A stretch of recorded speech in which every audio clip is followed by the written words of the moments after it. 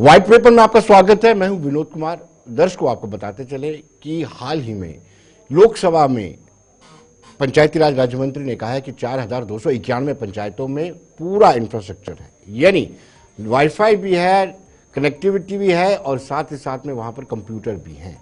और उन्होंने ये जवाब भी दिया है और कहा है कि पूरी तरह से पंचायतों को सशक्त किया जा रहा है। लेकिन पंचिस सरपंचिस इस दावे को नकारते हैं। उनका कहना है कि बहुत सारे पंचायत भवन अभी भी ऐसे हैं जिनमें कंप्यूटर नहीं है, ना ही कंप्यूटर ऑपरेटर है, ना ही वाईफाई है। इवन कुछ तो ये भी कहते हैं कि शौचालय तक नहीं है। और कुछ ऐसी पंचायतें भी हैं जो प्राइवेट बिल्डिंग्स में चल रही हैं। तो कहीं ना कहीं 180 करोड़ रुपया भी खर्च किया गया है ग्राम स्वराज, राष्ट्रीय ग्राम स्वराज अभियान के तहत। और उसमें इंफ्रास्ट्रक्चर डेवलपमेंट के साथ जो इलेक्टेड रिप्रेजेंटेटिव होते हैं उनको एजुकेट भी करना है, ट्रेंड भी करना है, उस पर भी खर्च किया गया है। लेकिन जो लोकसभा में एमओएस पंचायती राज प्रोफेसर एसपी सिंह ने बयान दिया है या अपने सवाल का जवाब में कहा है कि 9,291 पंचायतों में, जम्मू कश्मीर यूटी की 291 पंचायतों में वाईफाई भी है और कंप्यूटर भी है, कंप्यूटर ऑपरेटर भी है। इस पर हम चर्चा करेंगे। हमारे साथ राकेश कोल जी हैं, वो पूर्व सरपंच हैं अनंतनाग से, वो हमारे साथ जुड़े हुए हैं। बलवीर कौर त्रेवा से है पूर्व सरपंच। बलवीर जी, आपका भी स्वागत है। और राजेश शर्मा खोजीपुर के पूर्व सरपंच है। ये सरपंचिस से हम जानना चाहेंगे कि क्या एक्चुअली में वाकई में पंचिस सरपंचिस या फिर पंचायत भवनों में जो सुविधाएं होनी चाहिए, बेसिक जो मूलभूत सुविधाएं, वो उनको, तो कहीं ना कहीं ये सारी चीजें स्पष्ट पंचिस सरपंचिस ही कर सकते हैं। ये जो हम आपको टीवी स्क्रीन पर बता रहे हैं उसमें साफ लिखा हुआ है कि 4,291 पंचायतें जो जम्मू कश्मीर की हैं वहां पे हर संभव सुविधा जो है उनको उपलब्ध करवाई गई है। यानी 4,291 पंचायतों में कंप्यूटर ऑपरेटर भी हैं और साथ ही साथ उनके साथ वाईफाई भी है और कंप्यूटर के सिस्टम भी प्रोवाइड किए गए हैं। क्योंकि हम बार बार कहते हैं कि कुछ न कुछ 73rd अमेंडमेंट को इन टोटो लागू किया गया है। अगर 73rd अमेंडमेंट को लागू किया गया है तो सशक्तिकरण होना चाहिए, लेकिन ऐसा सशक्तिकरण नजर नहीं आ रहा है जिससे लगे कि वाकई में पूरे पंचायत भवन पूरी तरह से सक्षम है, सशक्तिकरण है। और पंचायत भवनों में लाजमी है कि कनेक्टिविटी होनी चाहिए और साथ साथ कंप्यूटर भी होना चाहिए, वाईफाई भी होना चाहिए कि अगर पंचायतों को आगे बढ़ाना है, पंचायतों का कामकाज में सुधार लाना है। तो बलवीर कौर जी, आपका स्वागत है। और साथ साथ में अनंतनाग से हमारे राकेश कोल जी जुड़ चुके हैं। राकेश जी, आपका भी स्वागत है जी। ये जो दावा टाल क्लेम, मैं बलवीर जी से जानना चाहूंगा। बलवीर जी, ये दावा किया है कि 4,291 पंचायतों में वाईफाई भी है और साथ साथ में कंप्यूटर भी है और कनेक्टिविटी भी है। इस दावे को आप कैसे देखते हैं?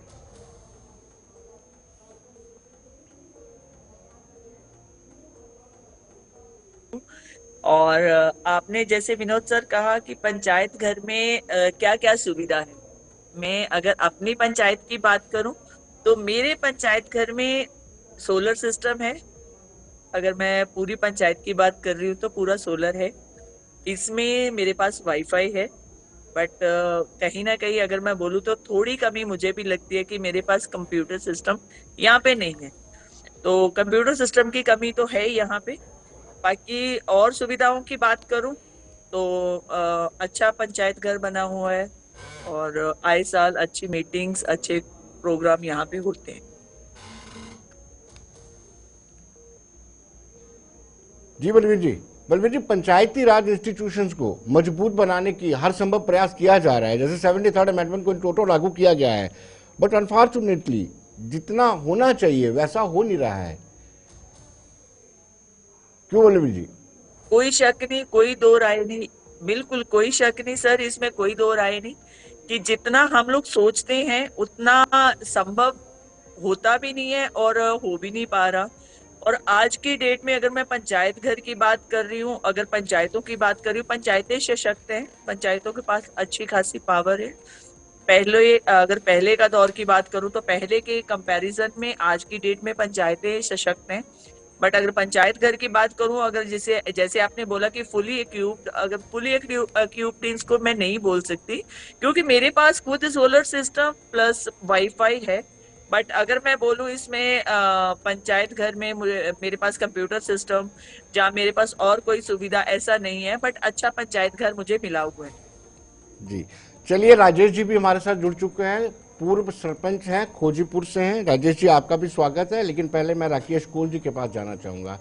राकेश कोल जी, क्रिटिसिज्म तो चलता ही रहता है, लेकिन वाकई में पंचायतें सशक्त हों, उनका सशक्तिकरण हो, सरकार को और जो इलेक्टेड रिप्रेजेंटेटिव होते हैं उनको क्या करना चाहिए?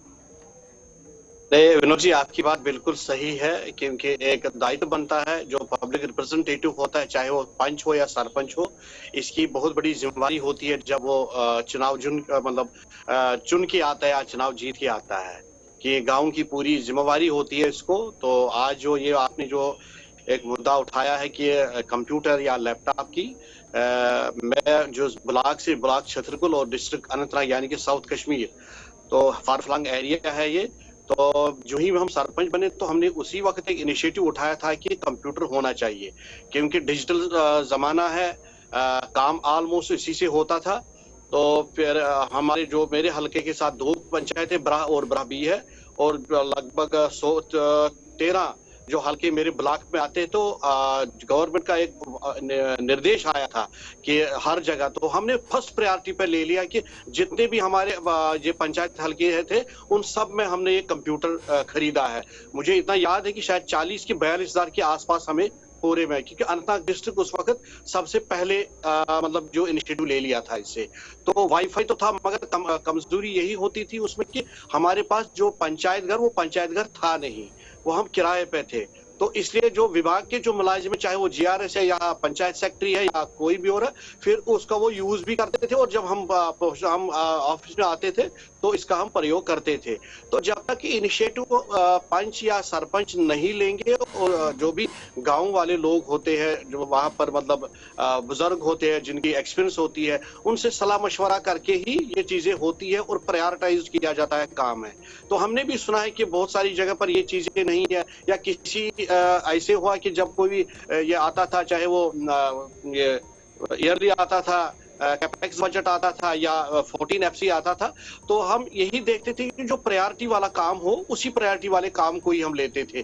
काम तो हर कोई घर अपना अपना बताता था, मगर हम सोचते थे हम सब उनसे मिलके, जो भी गांव के जब ये होती ग्राम सभा या वार्ड सभा, तो हम उनसे काम लेते थे और काम फिर जी, हम उसको प्रायोरिटाइज करते थे, कहाँ जरूरत है। तो इसके चलिए हिसाब राजेश से जी से अगर मैं जानते हैं, आज राजेश जी की पंचायत का क्या हाल है? राजेश जी, आपके पास वाईफाई है, आपके पास कंप्यूटर है, कंप्यूटर ऑपरेटर है? राजेश जी, आप मुझे सुन पा रहे हैं? आपकी आवाज विनोद जी बहुत कम आ रही है, लेकिन मैंने सुना मैं ये आपका कह सवाल। रहा हूं कि पंचायत। देखिए, जी, कंप्यूटर तो है, जी, पर वो जब से लिया हुआ है वो वैसा का वैसा पैक्ड ही पड़ा है। उसको ऑपरेट करने वाला कोई बंदा नहीं है। हालांकि जो पंचायत अकाउंट असिस्टेंट हैं उनकी अपॉइंटमेंट्स तो हुई थी, लेकिन वो ब्लॉक ऑफिस तक ही महदूद रह गए, वो पंचायत में कभी बेचारे पहुंचे ही नहीं। तो कंप्यूटर तो पड़ा है, लेकिन वो पैक्ड पड़ा है, बंद पड़ा है। जी, जी, बलबीर जी, आपका क्या कहना है? आप थोड़ा दबे स्वर में बोल रही हैं। बलबीर जी, आप मुझे सुन पा रही हैं? आपकी बिल्कुल कुछ बिल्कुल बंदिशें विनोद सर, मजबूरियां ऐसी वो मैं कोई बात जानता हूं, नहीं है। लेकिन खुलकर आप तो मैं पंचायतों के लिए खुलकर जैसे लड़ती रही हैं। राजेश सर ने जैसे बोला, बिल्कुल कंप्यूटर परचेज हुए, बट वो वीडियो ब्लॉग तक ही रह गए, वो पंचायतों तक नहीं पहुंचे। मैंने जैसे आपको बोला कि पंचायत घर फुली इक्विप्ड हम नहीं बोल सकते, अगर पंचायत घर फुली इक्विप्ड होता तो हम आपको बताते। बट हमारे पास अच्छा फर्नीचर है, हमारे पास बिल्डिंग अच्छी है, हमारे पास वाईफाई है, मेरा सोलर सिस्टम फुली है इसमें पंचायत घर में। इलेक्ट्रिसिटी की कोई दिक्कत नहीं है, मुझे सैनिटेशन की कोई दिक्कत नहीं है, मतलब हर तरह की फैसिलिटी है। बट अगर कंप्यूटर की बात करूं, कंप्यूटर आज भी जैसे सेव करके रखा गया है वीडियो ब्लॉग में, शायद उन्होंने सोचा होगा कि नेक्स्ट जब इलेक्शन होगी तो उसमें हम डिस्ट्रीब्यूट करेंगे इसको, तो वो उसके लिए उन्होंने बचा के रखे हुए वहां पे। अगर पंचायतों की बात करूं, पंचायतें कितनी सशक्त हैं, तो वो उदाहरण हम सबके पास है कि पंचायतें फुली सशक्त हैं, और पंचायतों ने बहुत अच्छा काम अपने कार्यकाल में किया है। आफ्टर कोविड और कोविड के दौरान भी अच्छा काम हुआ और आफ्टर कोविड भी अच्छा काम हुआ।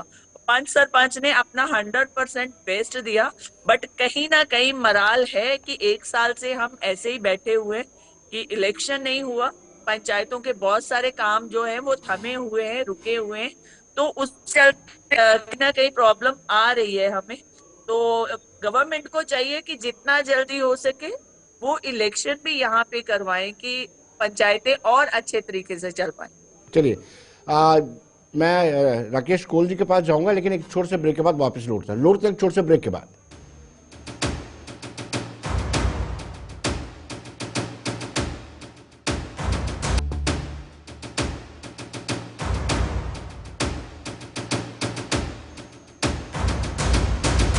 ब्रेक के बाद एक बार फिर स्वागत है और मैं राकेश कोल जी के पास जाना चाहूंगा। राकेश जी, सीधी सीधी बात है कि अगर हमने शहरों गांव से शहरों की ओर पलायन को रोकना है तो हमें ग्रामीण हलकों को विकसित करना होगा, उसकी डेवलपमेंट करनी होगी और सरकार को भी जो पीआरआईज हैं उनको मजबूत बनाना होगा। क्या कहेंगे आप? बिल्कुल आपकी बात सही है कि जब हम शहरी इलाके को देखते हैं वहां मंत्री संतरी तो हर वक्त अवेलेबल होता है, चाहे दाएं हो चाहे बाएं हो, आपको हर वक्त आज हुकूमत बन गई है तो हारन दिखते हैं, मगर ग्रामीण क्षेत्र हर वक्त दरकिनार किया जाता है। तो ऐसा नहीं होना चाहिए। और जो ये खासकर जो ये अभी हमने मतलब जो 5 साल हमने निकाले हैं तो हमने बड़ी मेहनत की है, ऐसा नहीं किए। हमने ऐसे ऐसे काम किए जो 30-30, 35, 40-40 साल से रुके थे काम। सड़कें नहीं हुआ करती थी, गांव की बिजली थी, उनको 77-76 में वो तारे जुड़ी, वो हमने रिनोवेट करवाई, वो हमने बदल दी है। मतलब एक ऐसा सिस्टम अगर आप पॉजिटिव अप्रोच लेके चलोगे और अगर आपका बीडीओ साहब मतलब कोऑपरेटिव है, पॉजिटिव अप्रोच के साथ है, अगर आपके गांव के लोग हैं, तो ये कोई बड़ी बात नहीं कि गांव तरक्की नहीं करे, गांव तरक्की करता है। मगर इसमें यही चीज है, ये सारी चीजें मिल के और साथ साथ, क्योंकि जब ये सिस्टम लागू हुआ था तो आनाकानी बहुत सारी जगह हुई थी। जो एक सिस्टम बना था, अपनी मर्जी का मालिक है, वो कभी वो कागजों को आगे नहीं बनाने देते थे, वो अड़चने लगाते थे। मगर साल 1.5 साल जब हमने ये काम स्टार्ट किया तो हम पर्सनली जब हमने देखा तो ये दूरियां दूर हो गई है, तो रूटीन में काम चलने लगा। मैं भी एक दिन हैरान हो गया जब मैं कहीं डिस्ट्रिक्ट लेवल ऑफिस पे गया था तो वहां मुझे पता चला कि वो जो डिस्पैच नंबर डालने का भी पैसा लगता था। तो मैं हैरान हो गया, तो मैं चूक गया, मैंने कहा ये क्या तमाशा है। तो ये चीजें बहुत सारी खत्म हो गई है। खासकर जब सर ये डिजिटल हुआ, जब से ये ऑनलाइन हुआ, जब से जियो टैग हुआ, तब से कुछ चीजें बदल गई है। मतलब अब आपको ग्राउंड में कुछ दिखता है, पहले तो ये कागजों में दिखता, अब आपको ग्राउंड में दिखता है।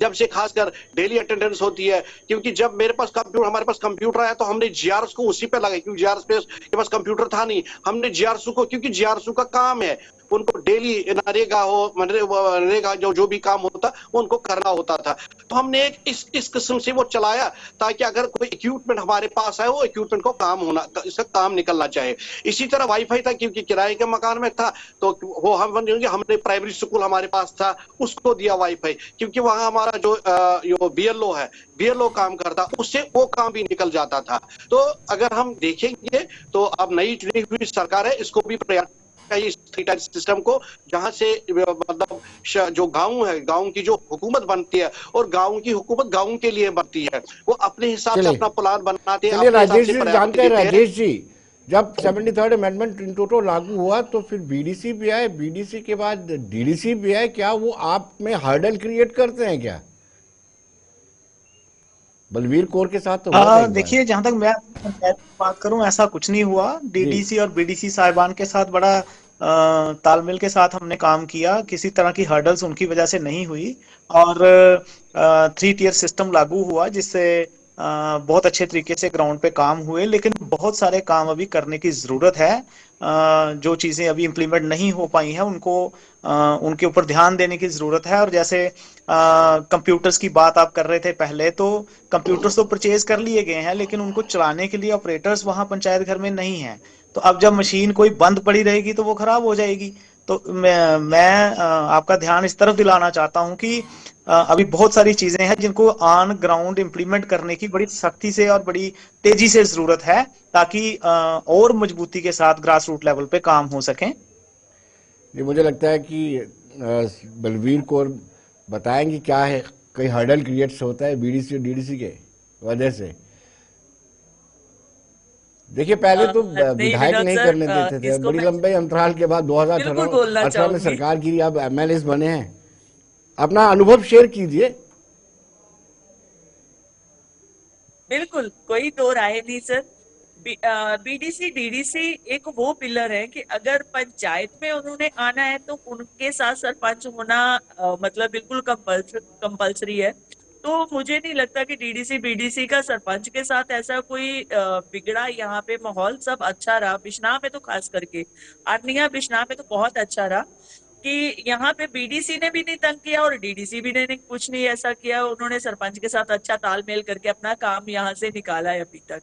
तो ये 4 साल की अगर मैं डेवलपमेंट की बात करूं, जो बीडीसी के साथ हमारे 4 साल रहे, 3 साल हमारे डीडीसी के साथ रहे, तो दोनों का मिला के जो पूरा कार्यकाल रहा हमारे साथ, इन दोनों का अच्छा खासा पैसा जो यूटिलाइज हुआ पंचायत के अंदर। और पंचायत का अपना एक फंड जो था 20-22 लाख का, तो उसके चलते इनका फंड भी हमारे काम आया। ऐसे पंचायत की अच्छी डेवलपमेंट हुई है और आज पंचायत घर देखने लायक है। पंचायत घरों में अच्छा काम होता है और अच्छी अच्छी मीटिंग्स होती हैं, और हर जितना गवर्नमेंट दायरा है वो वहां पे आके मीटिंग्स करते हैं, तो वो बहुत अच्छा भी लगता है। और आज की डेट में एक चीज मैं और बताना चाहूंगी, जैसे अभी हमारी असेंबली इलेक्शन हुई, एमएलए साहब आ गए, तो काफी एमएलए साहब के पास बहुत सारा दायरा है, बहुत सारा एरिया है, तो मुझे लगता है कि वो सफिशिएंट टाइम नहीं होता उनके पास, बट स्टिल अच्छा काम वो भी कर रहे हैं। बट पंचायतों को सशक्त रखना है तो 3 टायर सिस्टम जैसे बाकी सारी स्टेट्स में है, 3 टायर सिस्टम करके तो पंचायतों का एक इंस्टीट्यूट अलग इंस्टीट्यूशन है, उसमें असेंबली या पार्लियामेंट उसमें दखल अंदाजी नहीं करता, तो वो पंचायतों का एक अलग अलग दायरा है। तो वो पंचायतों को अलग रखा जाए, इससे क्या होगा कि ग्रास रूट लेवल हर जगह पे, यहाँ पे ये मैं बॉर्डर की बात नहीं करूंगी, ग्रास रूट लेवल तक की जो तरक्की है, आम इंसान तक हर वो फैसिलिटी पहुंचे जो गवर्नमेंट, सेंट्रल गवर्नमेंट भेजती है, वो पंचायतों के थ्रू ही आप 0 लाइन तक पहुंचा सकते हैं, ग्रास रूट लेवल कंप्लीट कर सकते हैं। जी तो मुझे लगता है कि पंचायतों का होना बहुत जरूरी है और सशक्त पंचायतें होना बहुत जरूरी है। 3 टायर सिस्टम होना बहुत जरूरी है, और 3 टायर सिस्टम में डिस्टरबेंस ना हो, इसके रूल एंड रेगुलेशन एवरीबडी को सीखना पड़ेगा और समझना पड़ेगा what is the role of assembly and what जी is the role of panchayati institute. जी जी। राकेश साहब, राकेश कोल साहब आपके पास आते हैं, लेकिन एक छोटे से ब्रेक के बाद मिलते, लौटते हैं छोटे से ब्रेक के बाद।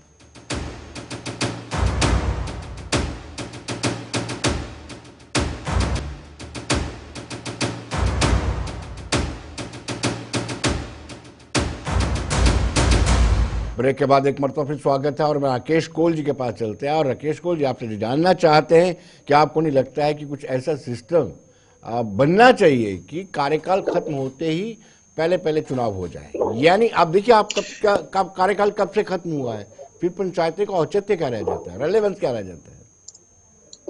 नहीं, इसकी फिर रेलेवेंस रहती नहीं है। जो एक रिदम काम करने का जो रहता है 5 साल, यानी कि 9 जनवरी को ये कार्यकाल खत्म हुआ, या इससे पहले अर्बन का भी खत्म, हमसे पहले तो अर्बन का खत्म हुआ। जो काम करने के तौर तरीके, उस पर अड़चने आ ही जाती है, और फिर वो मन मर्जी के हिसाब से वो गवर्नमेंट के जो अधिकारी अपने हिसाब से करते हैं, उस हिसाब से काम होता नहीं है। मेरे हिसाब से इलेक्शन जितनी जल्दी हो उतना जल्दी ठीक रहता है, उतना जल्दी ग्रामीण विकास का वाकई के लिए जितना बढ़ोतरी मिलेगी वो ठीक रहेगा। तो जो ये निगरान रहा कि उसके बाद पार्लियामेंट इलेक्शन, उसके बाद इलेक्शन, असेंबली इलेक्शन, और अभी भी कुछ पता नहीं है कि कब होगा, कैसे होगा, किस तरह होगा, क्योंकि डिलिमिटेशन बहुत जरूरी होनी थी पंचायत इलेक्शन में। क्योंकि जो हमने देखा था कि पंचायतें जो थी उसमें किसी पंचायत की टांग किसी के साथ जुड़ी थी, किसी का बाजू किसी के साथ जुड़ा था। अगर डिलिमिटेशन होती तो ये चीज नहीं होती है, क्योंकि वो मेरे अपनी पंचायत की मिसाल मैं देता हूं कि मुझे जिगजैग टाइप की हमारी पंचायतें हैं, तो डिलिमिटेशन बहुत जरूरी था। मुझे लग रहा है शायद हुआ होगा। तो पंचायत इलेक्शन जितना जरूरी है उतना उस गांव की भला बहबूद के लिए, उतनी इस गांव की तरक्की के लिए, चाहे वो मेडिकल सेक्टर हो, चाहे वो एजुकेशन सेक्टर हो, चाहे वो रूरल डेवलपमेंट हो, चाहे वो जल से नल तक की सेवा हो, ये चीजें तभी हो जाती जब ये सिस्टम अपने टाइम पर काम करना दोबारा स्टार्ट करे। जी राजेश जी, आप क्या कहेंगे? क्या आपको नहीं लगता है कि पंचायतों के चुनाव टाइम पर होने चाहिए, या फिर पंचायत कॉन्फ्रेंस ये आपकी भी डिमांड आवाज नहीं कर, सुनाई दे रही है। मैंने कहा आपको ये नहीं लगता है कि पंचायतों के चुनाव टाइम पर होने चाहिए, समय पर चुनाव होने चाहिए? जी बिल्कुल, पंचायती राज सिस्टम जो है वो जितना सशक्त होगा, हमारे देहात को उतनी ही मजबूती और तेजी के साथ तरक्की मिलेगी। अभी जैसा आपको पता है, हमारा टेनवर जनवरी में खत्म हो गया था, और पीछे जो रूमर दिसंबर में पंचायत के चुनाव होने वाले हैं, लेकिन वो किसी वजह से टलते गए और अभी ये 1 साल हो गया है। पंचायत जो है वो डिफंक्टेड पड़ी हैं। तो अगर ग्रास रूट लेवल पे हमने मजबूत करना है लोगों की सरकार, ये जो सेल्फ लोकल गवर्नमेंट अगर नहीं होगी और लोग अपने तरीके से, जिस तरह से पीछे कोविड के बाद तकरीबन 1-2 साल से सारी चीजें ट्रैक पे आने लगी थी, और बीच में ये 1 साल का और जो गैप आ गया, इससे सारी चीजें फिर से स्टैंड स्टिल हो गई। और मेरी पुरजोर मांग है इलेक्शन कमीशन से कि टाइमली जो इलेक्शन पंचायत के ऑलरेडी लेट हो चुके हैं, उनको जल्द से जल्द करवाया जाए, ताकि हमारे देहात की तरक्की जो है वो फिर से स्टार्ट हो पाए, जो कि पिछले 1 साल से सारे के सारे काम जो रुके हुए हैं, डेवलपमेंटल वर्क्स। बलवीर जी, डिस्ट्रिक्ट डेवलपमेंट बोर्ड की जब मीटिंग होती है उसमें पंचिस सरपंचिस का क्या रोल रहता है? क्या आपकी रिकमेंडेशन को माना जाता है? क्या आपके सुझाव मांगे जाते हैं? विकास में जो निर्णय लिया जाता है उसमें भागीदारी है पंचिस सरपंचिस की? अभी अगर विनोद सर मैं बात करूं तो 1 साल से तो अभी ऐसा कुछ नहीं कि बिल्कुल हम लोग पीछे हैं। बट जो 3 साल ये कार्यकाल चला, इसमें हमारी इन्होंने डिमांड्स पूछी हैं, हमसे इन्होंने राय दी है। इसमें जो डिस्ट्रिक्ट डेवलपमेंट बोर्ड काम करता है उसमें पंचिस सरपंचिस का रोल रहता है, क्योंकि जब तक पंचिस सरपंचिस यहाँ से ग्रास रूट लेवल से अपना बना के नहीं भेजेंगे, ग्राम सभा करके यहाँ से कोई ऑर्डर नहीं भेजेंगे या यहाँ के काम नहीं भेजेंगे, ये लोग कैसे अप्रूव करेंगे? लास्ट अप्रूवल तो डिस्ट्रिक्ट चेयरमैन साहब की ही होती है। तो वो तभी कर पाएंगे जब यहाँ पंच लेवल और सरपंच लेवल के काम उनके पास पहुंचेंगे, डिमांड्स उनके पास पहुंचेंगी, तो तभी वो काम होगा।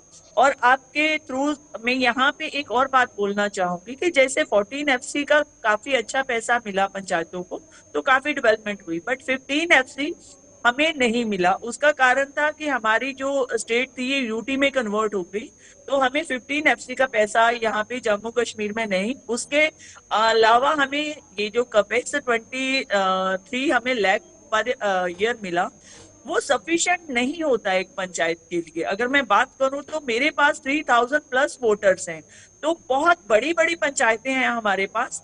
तो अगर इतनी बड़ी पंचायतों के लिए 23 लाख 1 साल का, तो मुझे नहीं लगता ये सफिशिएंट फंड है पंचायत के लिए।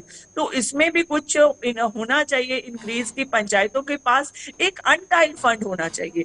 विनोद सर, जी ये बहुत बड़ी, और पहले भी हमने डिमांड रखी काफी डिपार्टमेंट्स के आगे, तो शायद इनको लगता है कि अनटाइड फंड जो है उसके ऊपर चेक कम रहता है, तो ड्यू टू दैट कि किसी कोई मिस यूज कर सकता है। बट मुझे लगता है कि अगर अनटाइड फंड होगा तो उसमें भी भागीदारी आप गवर्नमेंट ऑफिशियल की रख सकते हैं, कोई बड़ी बात नहीं है। जी, अनटाइड फंड होना चाहिए, चलिए क्योंकि सरपंच बलवीर जी, एक ऐसा बलवीर जी, दायरा, पंच एक ऐसा जी दायरा है जी बलवीर कि जी, यहाँ पे कोई भी जी डिमांड इंस्टेंट आ जाती है, जी कोई बलवीर भी जी, बात इंस्टेंट आ जाती है, जी ये बलवीर प्लान बलवीर जी, नहीं होता। समय जैसे अब समय, MLA साहब के चलिए जितने समय, प्लान बनेंगे। समय का अभाव है। बलवीर जी, आपका बहुत बहुत शुक्रिया। राजेश जी और राकेश जी, आप दोनों का भी बड़ा बड़ा शुक्रिया, और उम्मीद करते हैं कि सरकार पंचिस सरपंचिस या PRIs को गंभीरता से ले, क्योंकि अगर जमीनी सतह पर ग्रामीण हल्के का विकास करना है तो डेफिनेटली PRIs को और स्ट्रेंथन करने की जरूरत है। बने रहिए देश दुनिया की खबरों के लिए और मुझे दीजिए इजाजत।